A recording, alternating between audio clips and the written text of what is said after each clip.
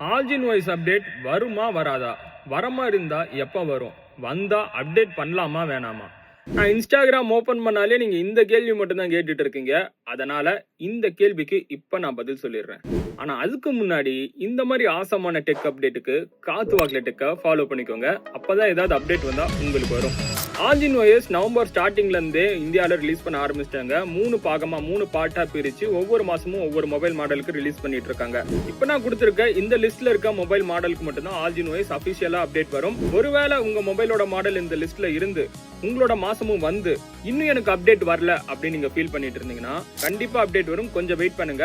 இல்ல ரொம்ப வெயிட் பண்ணிட்டீங்க, ஒரு மாசத்துக்கு மேல வெயிட் பண்ணிட்டு இருக்கீங்க, இன்னும் அப்டேட் வரல அப்படின்னா பக்கத்துல இருக்க விவோ சர்வீஸ் சென்டர்ல கொண்டு போய் கொடுங்க. ஒருவேளை அவங்க கிட்ட அப்டேட் இருந்தா அவங்களே வாய்ஸ் இன்ஸ்டால் பண்ணி கொடுத்துருவாங்க. இல்லைன்னா வேற என்ன சொல்யூஷன் சொல்லுவாங்க. சரி அப்டேட் வந்துருச்சு ப்ரோ, நான் அப்டேட் பண்ணவா வேணாமா அப்படின்னு நீங்க கேட்பீங்க.